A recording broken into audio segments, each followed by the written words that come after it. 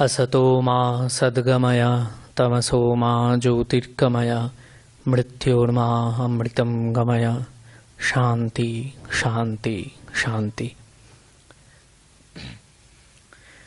नमस्कार, शुभ सन्ध्या। आज ডাক্তার আনোয়ারা খাতুন ও আনিসুর রহমান তাদের স্মরণে আয়োজিত এই সভা। ডাক্তার আনোয়ারা খাতুন 1919 খ্রিস্টাব্দে অধুনা বাংলাদেশের দিনাজপুরে মহসিনা খাতুন ও হাবিবুর রহমানের বড় মেয়ে আনোয়ারা খাতুনের জন্ম। পরবর্তীকালে হাবিবুর রহমান কলকাতায় বসবাস আরম্ভ করেন। আনোয়ারা খাতুনের স্কুল জীবন শুরু হয় বেলতলা বালিকা বিদ্যালয়ে, পরে বেথুন কলেজে, তারপর কলকাতা মেডিকেল কলেজ। 1942-এ মেডিকেল কলেজ থেকে প্রথম মুসলমান মহিলা আনোয়ারা খাতুন MBBS পাশ করেন। ডাক্তার আনোয়ারা খাতুন স্ত্রীরোগ বিষয়ে প্রশিক্ষণপ্রাপ্ত হন যথাক্রমে ডাক্তার মনীন্দ্রনাথ সরকার, ডাক্তার সুধীর চন্দ্র বসু, ডাক্তার চুনিলাল মুখার্জি এবং মেডিসিনের ডাক্তার যোগেশ চন্দ্র ব্যানার্জির কাছে। আবার কম স্নেহ পাননি ডাক্তার প্রভাত সান্যাল এবং বঞ্চানন চ্যাটার্জির মতো দিকপাল ডাক্তারদের কাছ থেকেও। সম্পূর্ণ নিজের ক্ষমতায় দরগা রোডে প্রথম নিজের নার্সিংহোম গড়ে তোলেন, সময় 50-এর দশকের গোড়ার দিকে। 1964 খ্রিস্টাব্দে এই ছোট নার্সিংহোম দরগা রোডে রেখে পার্ক স্ট্রিটে পার্কভিউ নার্সিংহোম গড়ে তোলা হয়। ইতিমধ্যে আনোয়ারা খাতুন চলে যান ইংল্যান্ডে এবং প্রথমবার রয়্যাল কলেজের মেম্বারশিপ পাননি। দ্বিতীয়বার MRCOG হলেন এবং সঙ্গে সঙ্গে স্বদেশ প্রত্যাবর্তন করলেন। Doctor Khatun medical college, Eden হাসপাতাল, ইসলামিয়া হাসপাতাল, গুজরাট ভাটনাগর নার্সিংহোম কর্মজীবনে অতি সহজেই বছরের পর বছর অতিবাহিত করেন। কেবল ইসলামিয়া হাসপাতালে কনসালটেন্ট হিসেবে ছিলেন 30 বৎসর কিংবা তারও বেশি। কলকাতা এবং শহরতলিতে একাধিক ফ্রি ক্লিনিকের সঙ্গেও তিনি যুক্ত ছিলেন আমৃত্যু। আনিসুর রহমান কলকাতার পার্ক স্ট্রিটের সুপরিচিত পার্কভিউ নার্সিংহোমের প্রধান পরিচালক হিসেবে দীর্ঘ 34 বৎসর কৃতিত্বের সঙ্গে কাজ করেছেন। তাঁর দিদি ছিলেন ডাক্তার আনোয়ারা খাতুন। আনিসুর 2015 খ্রিস্টাব্দে কানাডা যান এবং সেখানে যাওয়ার পর প্রায় 8 মাস ধরে বিভিন্ন জায়গায় বিভিন্ন গুরুত্বপূর্ণ কাজ সম্পাদন করেন। এরপর তাকে নিজের নার্সিংহোম পরিচালনা করবার জন্য দেশে ফিরে আসতে হয়। আমৃত্যু নিজের নার্সিংহোমকে তিনি প্রাণ দিয়ে ভালোবেসেছেন এবং রক্ষাও করেছেন। তার 34 বছরের সবচেয়ে বড় কৃতিত্ব, এইরকম বড় নামী প্রতিষ্ঠানের কোনো কর্মীর সঙ্গে, এমনকি ডাক্তারদের সঙ্গেও কোনো রকম বিবাদ ছিল না, বরং সুসম্পর্ক বজায় ছিল। ইতিমধ্যে আনিসুর রহমান লন্ডনে থাকাকালীন দিদির জুনিয়র সহকর্মী ডাক্তার সুমিত্রা রায়চৌধুরীকে বিবাহ করেন। পার্কভিউ ক্লিনিকের একটি বড় পরিচয় হল এখানে অধিকাংশ পেশেন্টই মহিলা। হিন্দু, মুসলমান, ধনী এবং দরিদ্র সবাই মিলেমিশে এখানে থাকেন। আজও সেই ধারা অব্যাহত রয়েছে। ডাক্তার সুমিত্রা রহমান এবং অরবিন্দ হাবিব রহমানের পৃষ্ঠপোষকতায় এই স্মারক বক্তৃতাটি আয়োজিত। আজ ডাক্তার আনোয়ারা খাতুন ও আনিসুর রহমান স্মারক বক্তৃতা প্রদান করবেন শ্রী গোপেন্দ্র চৌধুরী, অবসরপ্রাপ্ত আধিকারিক, পেট্রোলিয়াম মন্ত্রক, ভারত সরকার। তিনি বর্তমানে সিস্টার নিবেদিতা ইউনিভার্সিটির পঠন পাঠনের সঙ্গে যুক্ত রয়েছেন। এছাড়াও বিশিষ্ট বক্তারূপে তিনি জনমানসে সুপরিচিত। তার আলোচনার বিষয় টলস্টয় ও গান্ধীজি। আমরা ইনস্টিটিউটের তরফে তাকে স্বাগত জানাই। একই সঙ্গে স্বাগত জানাই ডাক্তার আনোয়ারা খাতুন ও আনিসুর রহমানের পরিবার থেকে যদি কেউ এসে থাকেন, আপনাকে আমরা স্বাগত জানাচ্ছি। এবং আজকের এই বক্তৃতাটি শুরুর আগে আমি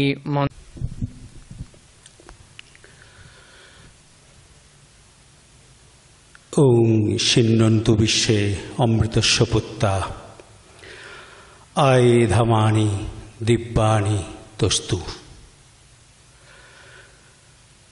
নমস্কার। এতক্ষণ পবিত্র গঙ্গায় স্নিগ্ধ পবিত্র করে গেলেন দীপালি রায় মহাশয়া। তার এই অনবদ্য কবিতাটি আশা করি আমরা সকলেই একভাবে উপভোগ করলাম। তার প্রতি আমি শ্রদ্ধা জ্ঞাপন করে আমার অনুষ্ঠানে প্রবেশ করার চেষ্টা করি। যুগে যুগে মানব সভ্যতার ইতিহাসে আমরা যে জিনিসগুলিকে দেখি সেখানে হৃদয়াবত্তা, নৈতিকতা এবং নির্দ্বিধায় নির্ভীক যে মানসিকতা, সেগুলি সব একটি জাতিকে, সভ্যতিকে ক্রমবর্ধমান গতিতে উন্নত থেকে উন্নত করে চলে যে সমস্ত পূজারীরা। তাদের মধ্যে দুই পূজারীকে আমার পূজা অর্ঘ্য প্রদান করব আপনাদের সকলের অনুমতি নিয়ে। আপনারা আগেই শুনেছেন আমার বিষয়বস্তু টলস্টয় এবং গান্ধীজি। প্রথমেই আজকের যে আলোচনা, প্রথমে যদি টলস্টয়কে ধরি, আমার এই অনুষ্ঠানটিকে আমি যদি এইভাবে সাজাবার চেষ্টা করি, দুজনের জীবনী সংক্ষিপ্ত আকারে, তারপরে দেশি বিদেশি সাহিত্যিক এবং দার্শনিকের দৃষ্টিতে তুলনামূলক আলোচনা, অবশেষে এই দুই দার্শনিক তথা সাহিত্যিকের বা দেশপ্রেমিকের নিজেদের স্রোতধারা যে মহামানবের সাগর তীরে গিয়ে মিলেছে, তাদের হাত ধরে আমি চেষ্টা করব তৃতীয় অধিবেশনে আপনাদেরকে সেখানে পৌঁছে দিতে। এই তিনটি ভাগে আমার আলোচনাটিকে ভাগ করেছি। প্রথমেই যেহেতু টলস্টয়কে নিয়ে আলোচনা, তার জীবনীকে নিয়ে, তিনি একজন সাহিত্যিক, ঔপন্যাসিক, গল্পকার, নাট্যকার, সঙ্গীতজ্ঞ, সর্বদিক দিকে প্রতিভাশালী একটি মানুষ। তার জীবনী, অর্থাৎ এই সাহিত্যিকের জীবনীতে যেতে গিয়ে আজকে আর একজন বিশ্ব সাহিত্যিক, বিশ্বের প্রাসঙ্গিক সাহিত্যিক, সর্বকালের সর্বযুগের, তার আজকে পূর্ণ আবির্ভাব তিথি। তাকে একটু স্মরণ করে ছুঁয়ে যাওয়া উচিত, যেহেতু আমরা যে প্ল্যাটফর্মে বসে আলোচনা করছি বা শুনছি, সেই নামটি খুবই প্রাসঙ্গিক। সর্বকালের সর্বযুগের প্রাসঙ্গিক এই সাহিত্যিকটির নাম শ্রীম মাস্টারমশাই। নাগপঞ্চমীর দিনে তিনি জন্মগ্রহণ করেছিলেন। কথামৃত রচনা করে বিশ্বের মানুষের কাছে তিনি এক অলীক স্বপ্ন নয়, অলীক চিন্তার রাজ্যে মানুষকে পৌঁছে দেওয়ার অঙ্গীকার করেছিলেন। 5টি খণ্ডে কথামৃত বিশ্বের মানব জাতিকে আজ নতুন দিশা দেখায়। সাহিত্যিকের কথায় ভাবতে গেলে যেতে হয় প্রথমে রবীন্দ্রনাথকে নিয়ে। রবীন্দ্রনাথ একটি অসাধারণ কথা বলছেন তার একটা বিখ্যাত রচনাতে। সাহিত্যিক কাদের বলে? যারা অন্তরের জিনিসকে বাইরে এবং বাইরের জিনিসকে অন্তরে, ভাবের জিনিসকে ভাষায়, দূরের জিনিসকে কাছে এনে দিয়ে মানুষকে সমৃদ্ধ করে তাদের চিন্তার দ্বারা, তারা হয় সাহিত্যিক। আর যেটি আমাদের সামনে তারা রেখে চলে যান, সেগুলি হয় সাহিত্য। সেই টলস্টয়ের মতো সাহিত্যিককে নিয়ে আলোচনা করতে গেলে তার জীবনীর মধ্যে আমাদের প্রবেশ করতে হয়। রবীন্দ্রনাথ এই টলস্টয়কেই প্রথমে যেটি বলেছিলেন, তিনি কি না টিচার্স অফ হিউম্যানিটি, মানবতার শিক্ষক তিনি। এটি রবীন্দ্রনাথের কথা, সেটি দিয়ে শুরু করলেই বোধহয় ভালো হবে। টলস্টয়ের জন্ম 1828 খ্রিস্টাব্দের, মতান্তরে 28শে আগস্ট, কোথাও রয়েছে সেটি আবার অন্যভাবে, সেটি কোথাও রয়েছে 9ই সেপ্টেম্বর, এরকম শব্দও রয়েছে মতান্তরে। এই টলস্টয় তার 82 বছর জীবনের মধ্যে আমরা দেখব তার জীবন কাহিনীতে প্রায় 93টি খণ্ডে তার রচনাবলী আমাদের সামনে আজকে হাজির হয়ে রয়েছে। রাশিয়ায় জন্ম, কিন্তু রাশিয়ার মানুষ তাকে মনে করেন বিশ্বের সর্বকালের সর্বযুগের সাহিত্যিক তিনি। বিশ্বের মানব জাতির কাছে একটা নতুন দিশা তার সাহিত্যের মধ্যে খুঁজে পাওয়া যায়। তার সাহিত্যের মধ্যে অন্যতম যে সমস্ত রচনাগুলি আমরা পাই, সেটি তার ওয়ার অ্যান্ড পিস, যুদ্ধ এবং শান্তি। আর এটি যদিও তার উপলব্ধি থেকে, সেটাতে আলোচনায় আসব, সেটি আমরা দেখেছি। তিনি সেটিকে রচনা করেছিলেন একটি বিশেষ সময় 1865-66 খ্রিস্টাব্দের মধ্যে। কিন্তু তার রচনার প্রথম দিককার জিনিসগুলি যেগুলি ছিল শৈশবত্ব বা শিশুত্ব, তিনটি ভাগে ভাগ করে একটি প্রথম জীবনের রচনা তার। সেটিদের মধ্যে তিনি প্রথমে চাইল্ডহুড, তারপরে বয়হুড, তারপরে তার ইউথ স্টেজ, এই তিনটিকে ভাগ করে দিয়েছিলেন। কিন্তু এই টলস্টয় তার জীবনের মধ্যে তার জীবনটা শুরু হয়েছিল ভারী মজার ঘটনার মধ্যে দিয়ে। ভীষণ দুরন্ত ছিলেন এবং ভীষণ জেদি ছিলেন। শুধু জেদি নয়, তার সাথে সাথে নিজে যেটা ভাববেন, যেটা করবেন, সেটাই সঠিক বলে ভাবতেন। এবং তার 2 বছরের মধ্যে মা মারা যায়। 7 বছরের বেলায় তার বাবা মারা যায়। তার আত্মীয় পরিজন তাকে, এই 4 ভাই তারা ছিলেন, 5 ভাই টোটাল, 5 ভাইয়ের মধ্যে চতুর্থ তিনি জীবনে যেটি করলেন সেটি হচ্ছে পড়াশোনার জগতে সবাই তাকে ধরে বেঁধে পাঠানোর চেষ্টা করছে, কিন্তু তাদের অগাধ সম্পত্তিগুলি তার নজরে রয়েছে এবং 18 বছর বয়সের মধ্যে সেগুলিকে তিনি এমনভাবে ভোগ করতে গিয়ে তার উচ্ছৃঙ্খলতার মধ্যে তার জীবনটা অতিবাহিত শুরু করলো। সেখানে তিনি ওই কাজান ইউনিভার্সিটিতে ভর্তি হয়ে তিনি প্রাচ্য ভাষা সাহিত্য এবং তার সাথে সাথে তিনি পড়াশোনার জন্য আইন পড়ার জন্য গিয়েছিলেন। আইন পড়তে গিয়ে হঠাৎ তার মনে হলো আমার আর পড়াশোনার প্রয়োজন নেই, ফিরে আসলেন। তিনি 14-15 বছর বয়সে যে ঘটনাটি ঘটিয়ে এই শিক্ষা জগতে প্রবেশ করেছিলেন সেটি মারাত্মক। তিনি হঠাৎ শিকার করতে বেরিয়েছেন নিজের ইচ্ছেতে। শিকার করতে গিয়ে একটা ভালুকের সামনে গিয়ে পৌঁছেছেন। ভালুক তাকে এমনভাবে তার প্রতি আক্রমণ করেছে, তার নিচের দিকে থুতনি সহ সমস্ত কিছু মাংসকে টেনে ছিঁড়ে নামিয়ে দিয়েছে। সেটা তার রাগের সঞ্চার হলো ঠিকই, কিন্তু জেদটা তার কমলো না। এই ভালুকটাকে যে কোনোভাবে তাকে মারতে হবে। 15 দিন ধরে বিশ্রাম নিয়ে সুস্থ হয়ে আবার বন্দুক নিয়ে বেরিয়ে গিয়ে ওই ভালুকটাকে তিনি হত্যা করলেন। এই জেদ তাকে তার আধ্যাত্মিক জীবনেও কীভাবে নিয়ে গেল সেটা ভারী সুন্দর ঘটনা।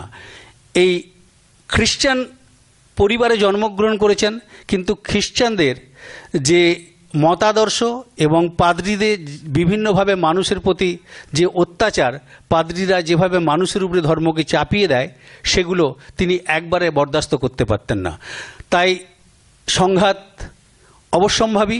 মাঝে মধ্যেই পাদ্রীদের সাথে তার যুদ্ধ, এবং খ্রিস্টানরা পাদ্রীরা তাকে ঠিক করে জানালো যে তুমি আর খ্রিস্টান সোসাইটির মধ্যে থাকতে পারবে না, তোমাকে আমরা ত্যায্য করলাম।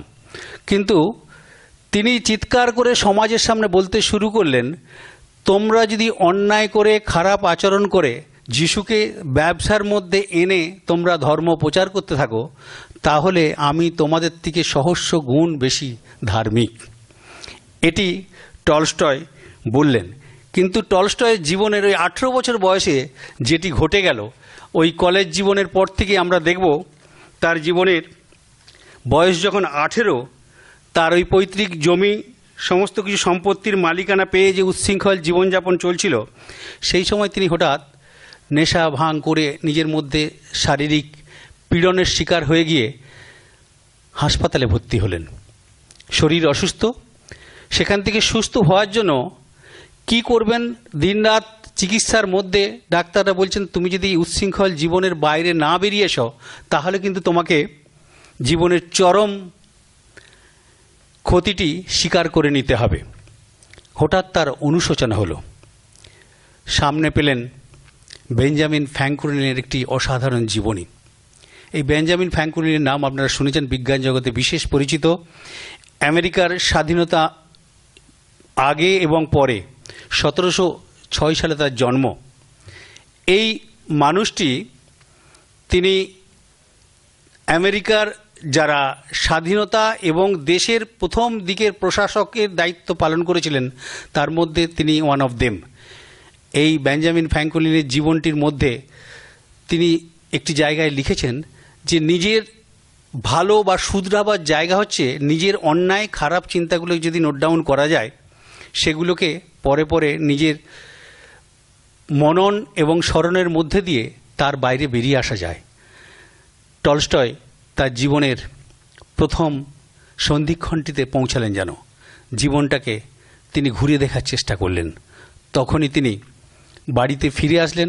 তার 34 বছর বয়সের মধ্যে তার বিয়ে হলো সোফিয়ার সাথে, আলাপ হয়েছিল মেয়েটির সাথে। কিন্তু এই মেয়েটি তার দিনলিপি দেখে তিনি যে চারিত্রিক দৃষ্টতা হারিয়েছেন, সেই লেখাগুলি দেখে তার সাথে ডিভোর্স করতে চাইলেন। তিনি বললেন, এটাই আমার সব নয়, এটা সংশোধনের আমার একটা ফর্মুলা মাত্র। কিন্তু এই সোফিয়াই তার জীবনে সমস্ত লেখার পেছনে তিনি সহযোগী ছিলেন। তার হাতের লেখা আর কেউ পড়তে পারত না তার স্ত্রী ছাড়া। এই ওয়ার অ্যান্ড পিস বহু খণ্ডে এটি বিভক্ত ছিল, সেগুলির অধিকাংশ সোফিয়ার লেখা। আর তার যে অসাধারণ রচনা আন্না ক্যারেনিনা, এটি সামাজিক একটা প্রেক্ষাপট থেকে তৈরি।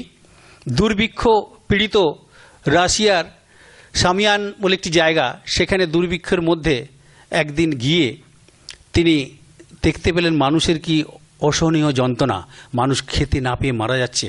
ট্রেনের লাইনের মধ্যে ঝাঁপ দিয়ে ওই আনা সুইসাইড করলেন, সেটা তিনি দেখেছেন।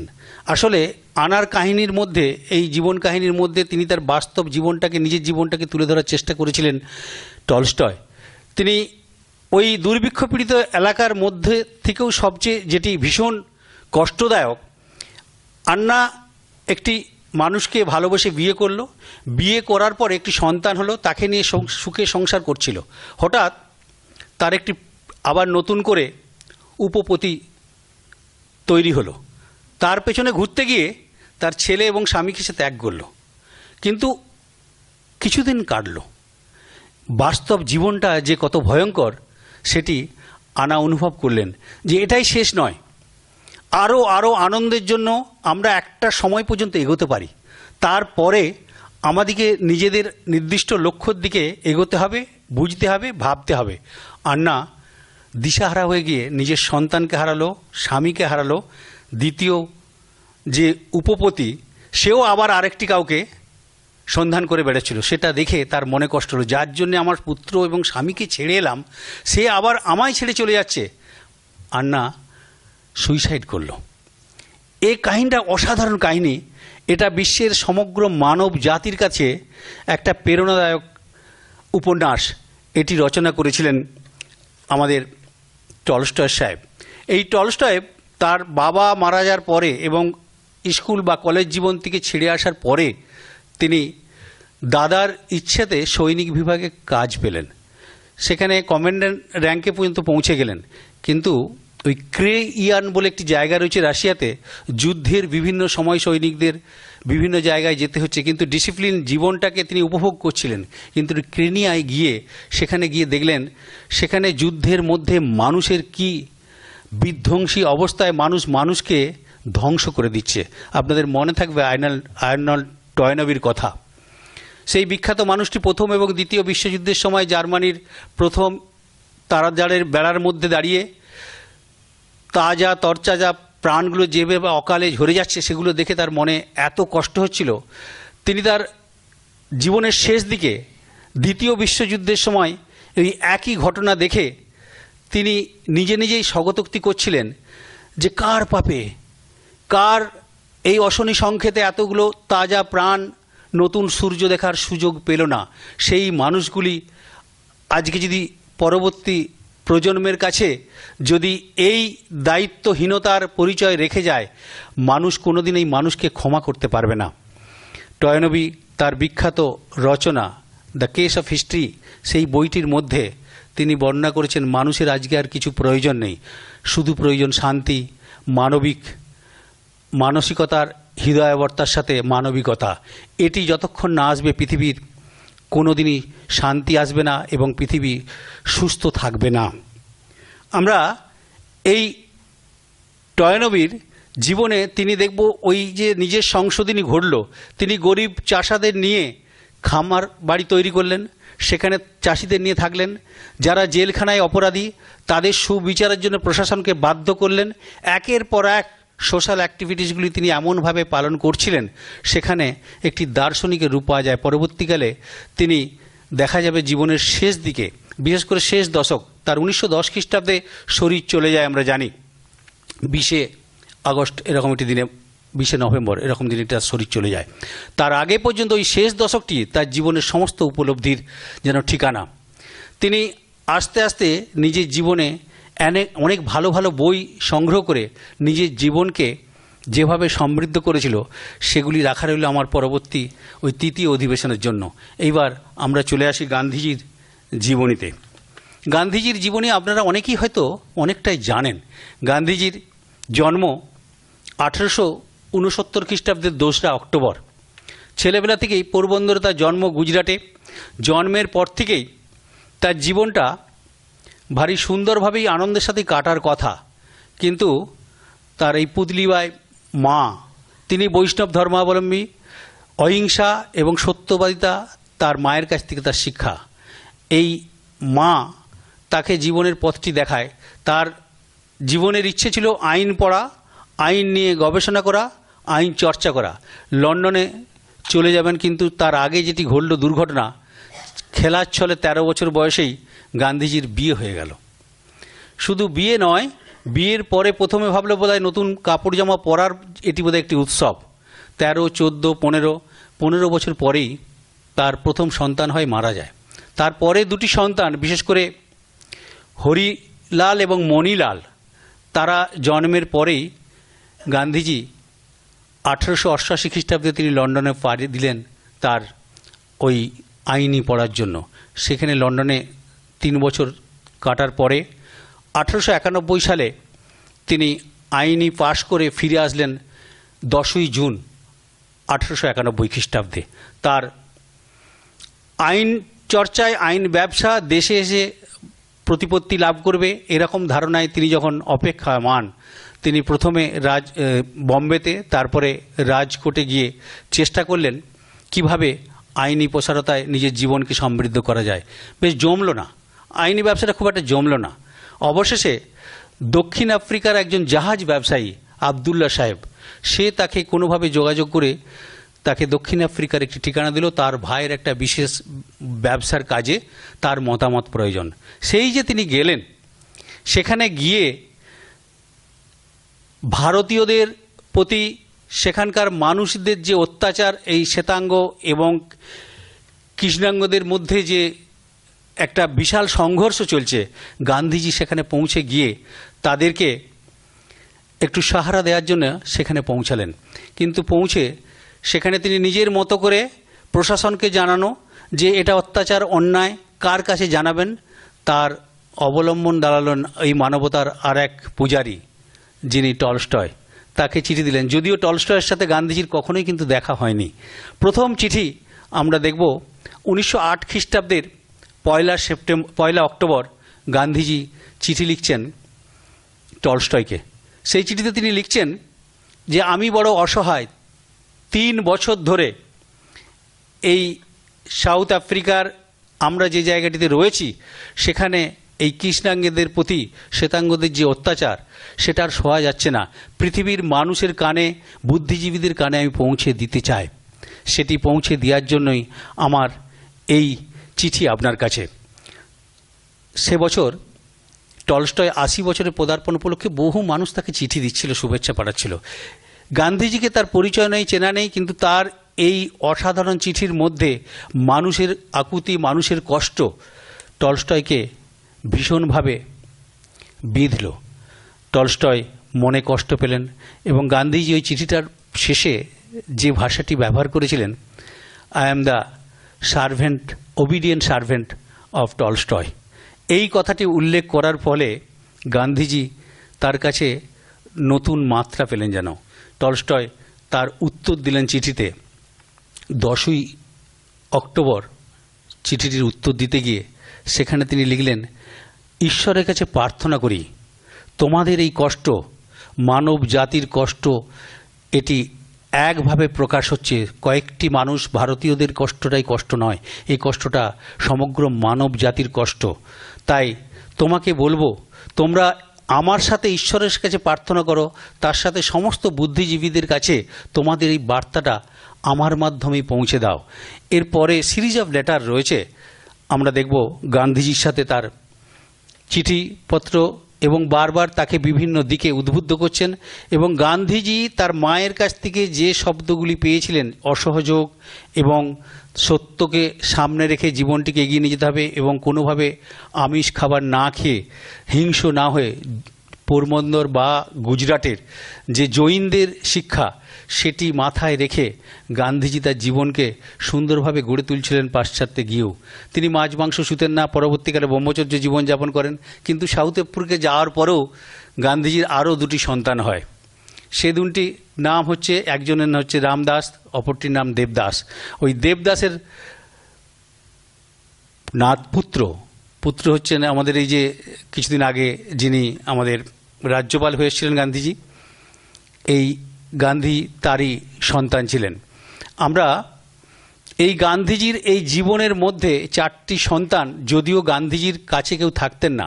গান্ধীজি প্রায় 21 বছর ধরে দক্ষিণ আফ্রিকায় থেকে সেখানের মানুষের পাশে থেকে এবং সমগ্র জাতির ভারতীয় জাতির কাছে দক্ষিণ আফ্রিকায় যে সংগ্রামটি তিনি শুরু করেছেন সেগুলিকে সামনে রেখে 21 বছরব্যাপী যে কাজগুলি, যে শিক্ষাটি নিয়ে তিনি দেশে ফিরলেন, সেগুলিকে তিনি সামনে রেখে দেশে বিভিন্ন কাজের মধ্যে তিনি সেগুলিকে ফুটিয়ে তোলার চেষ্টা করলেন। গান্ধীজির নিজের জীবনেও যে সমস্ত বইগুলি তিনি রচনা করেছিলেন তার মধ্যে Hind Swaraj, wheel of fortune, India of my dream এবং conquest self and story of experience in my life এবং ফ্রিডম ব্যাটল, এই সমস্ত লেখাগুলি গান্ধীজির জীবনে, আমরা একটু আগে বলছিলাম টলস্টয়ের জীবনে প্রায় 90 থেকে 93টি খণ্ডে তার কমপ্লিট ওয়ার্কস অফ টলস্টয় ছিল, আমরা দেখেছি। কিন্তু গান্ধীজির 100টি ভলিউমে তার রচনাবলী রয়েছে প্রায় 50,000 পৃষ্ঠা ধরে। এই 50,000 পৃষ্ঠার মধ্যে গান্ধীজির জীবন কাহিনীর সমস্ত তথ্যগুলি যেমন রয়েছে, তার সংগ্রামী ইতিহাসের হাতিয়ারগুলিও তার মধ্যে রয়েছে।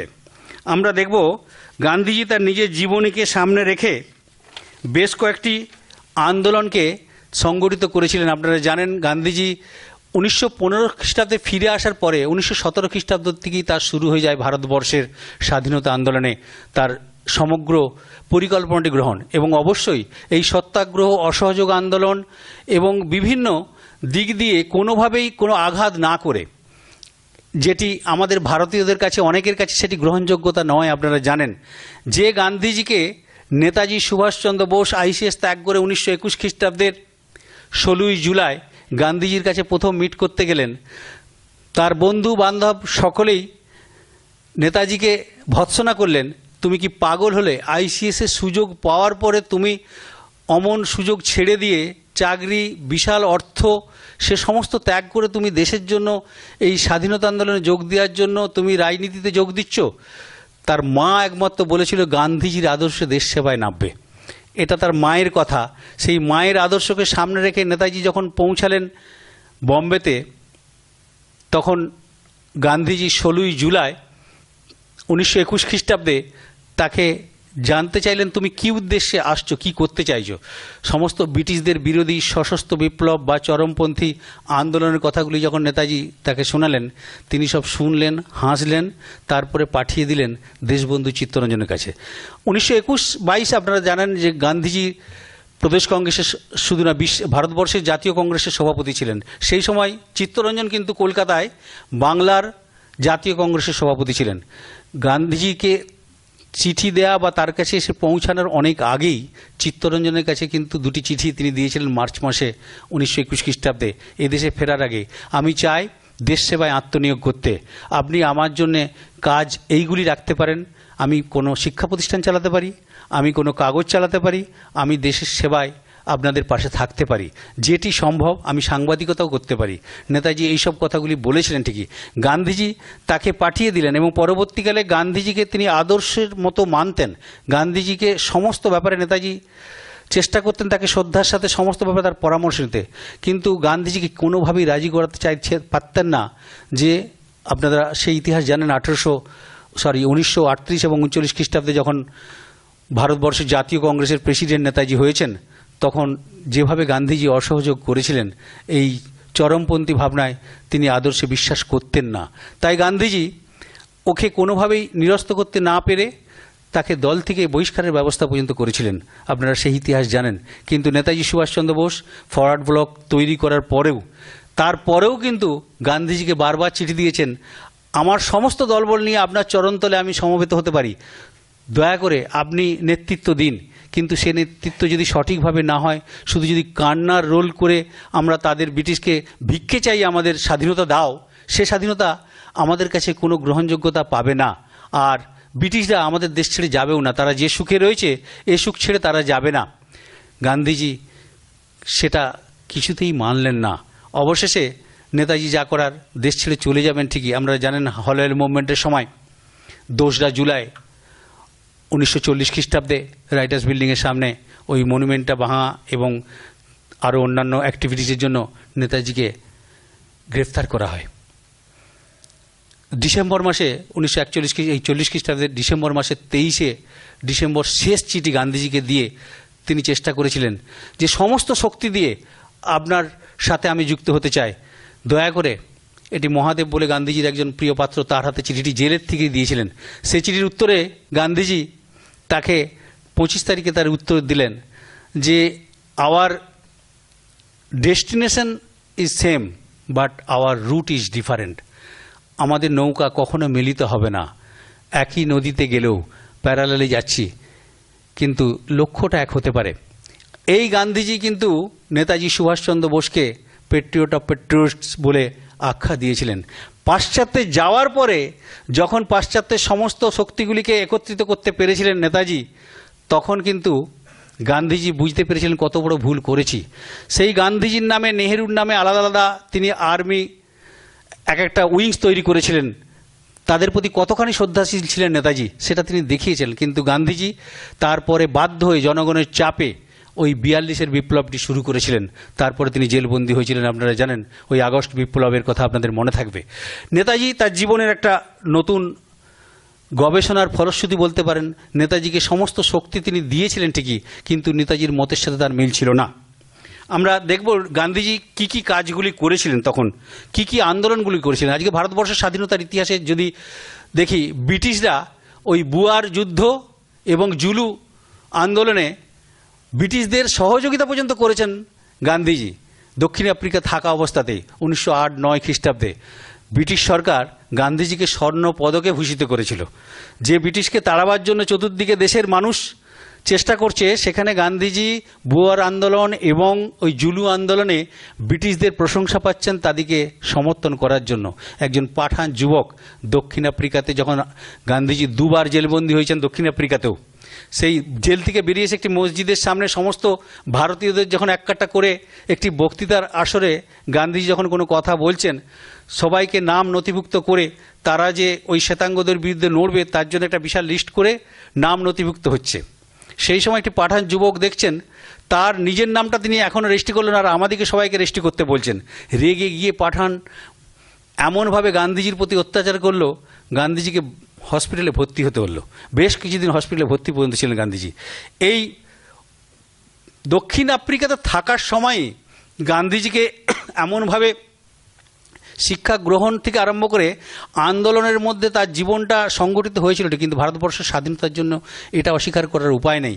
গান্ধীজি সর্বতোভাবেই সব দিক দিয়ে, ভালো মন্দ যেদিকেই দেখেন, সমস্ত আজকের যে ফিচার ভারতবর্ষে দেখছি সেখানে গান্ধীজির অবদান নিঃসন্দেহে রয়েছে, অনস্বীকার্য।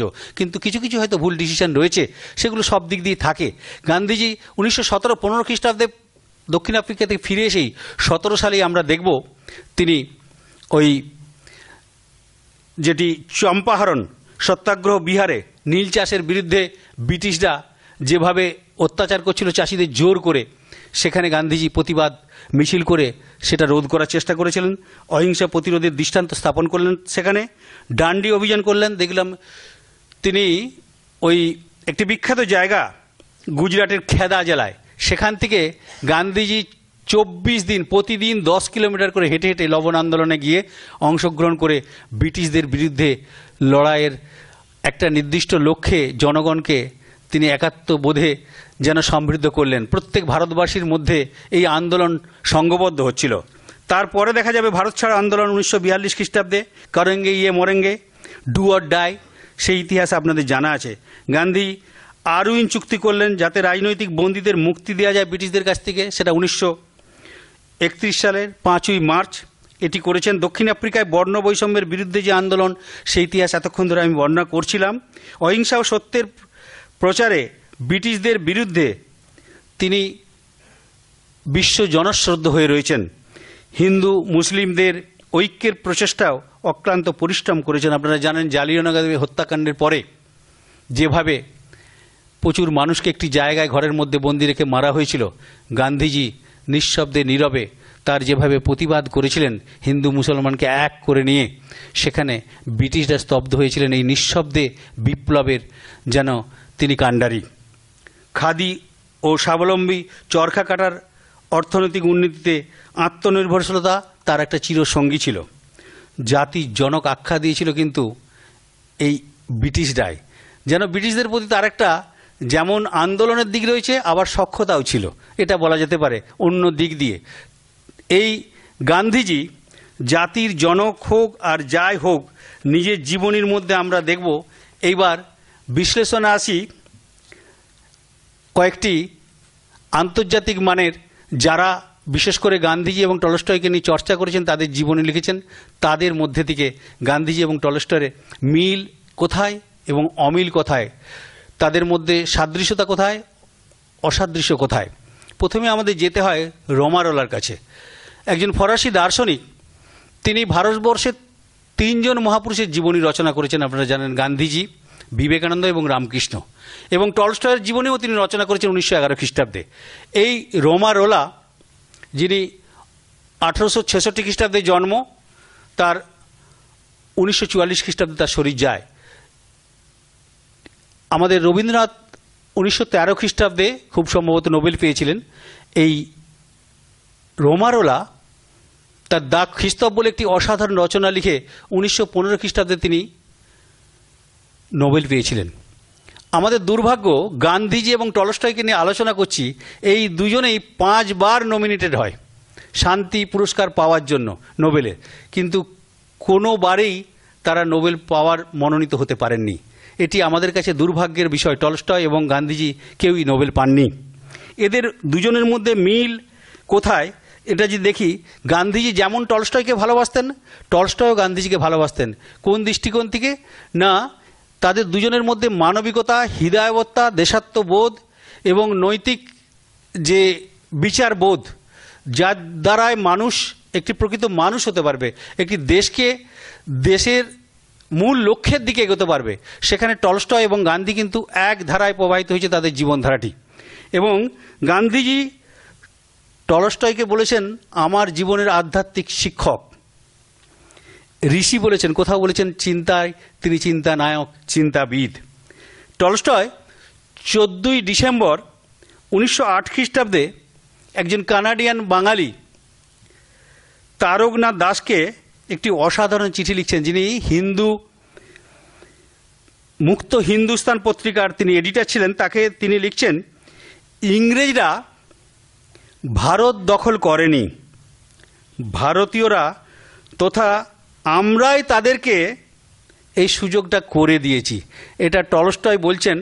এবং তার পরের কথাটা আরও ভারী মারাত্মক। তারা বলছেন তাদের শক্তির কারণে নয়, কিন্তু বরং আমরা তাদের ধরে রাখার কারণেই তারা ভারতে আছে এবং থাকবে, টলস্টয় তখন বলছেন।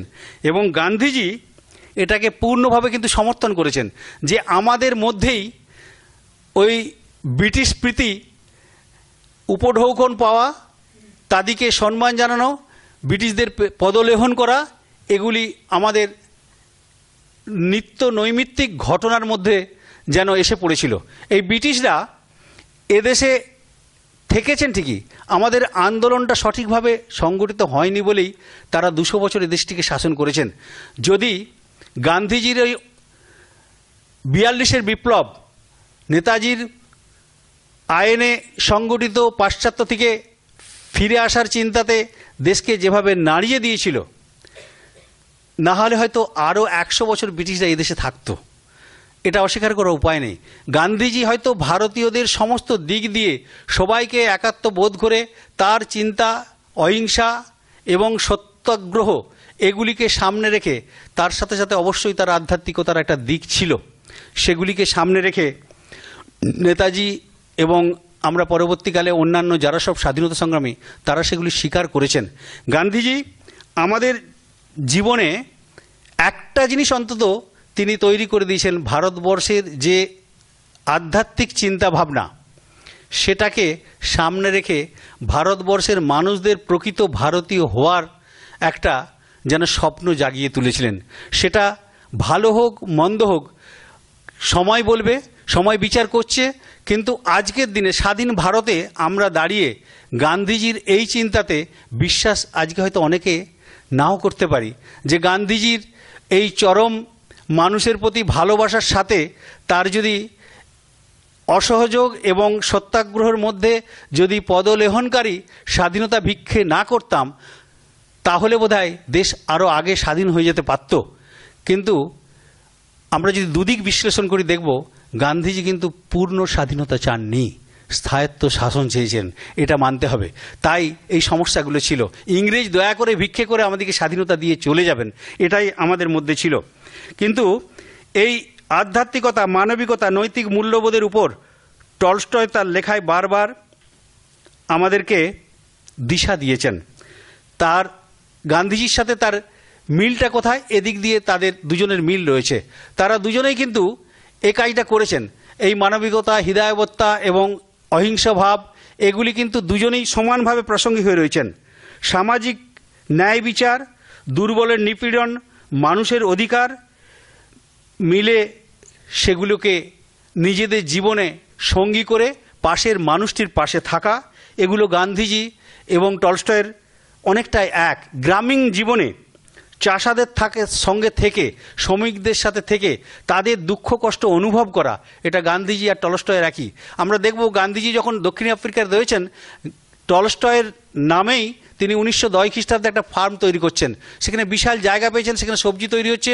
ওই কৃষ্ণাঙ্গদের তারা কাজ দিচ্ছেন, দিয়ে গান্ধীজি তাদেরকে দেশাত্মবোধ এবং দেশের যে কর্মনীতি, চাষ, কৃষিজীবী ভারতবাসীর মনে একটা ভীষণ বল সঞ্চার করে দিচ্ছেন। যেন এই টলস্টয় পরবর্তীকালে আমরা দেখব তিনিও কিন্তু যে ফার্ম হাউসগুলো করছেন সেখানেও কিন্তু চাষিদের থেকেছেন, চাষিদের সাথে খাওয়া দাওয়া করছেন, তাদের দুঃখ কষ্টের সঙ্গী হচ্ছেন।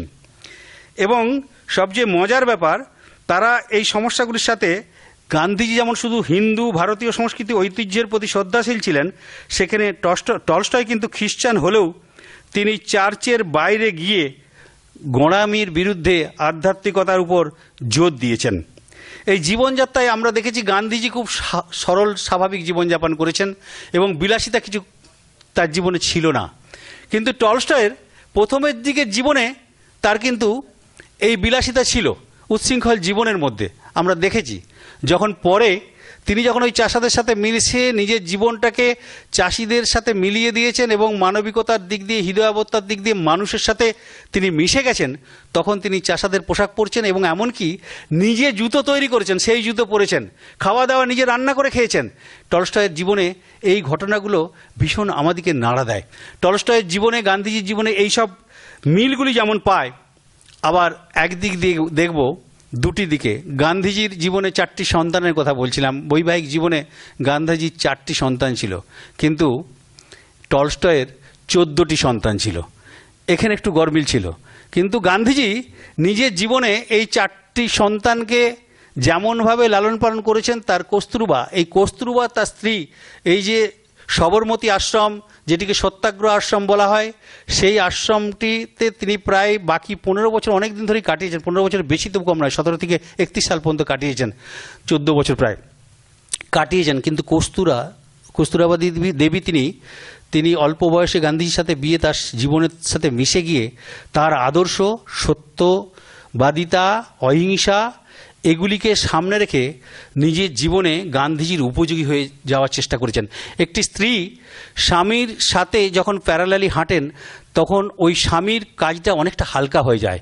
এই সত্যাগ্রহ আন্দোলন, অসহযোগ আন্দোলন এবং ওই আশ্রম থেকে, সবরমতী আশ্রম থেকে যে নিরীহ দরিদ্র মানুষদের সেবার উদ্দেশ্যে আশ্রম স্থাপিত হয়েছিল, সেখানে একটি পয়সাও এদিক ওদিক হলে গান্ধীজি চিৎকার করে উঠতেন।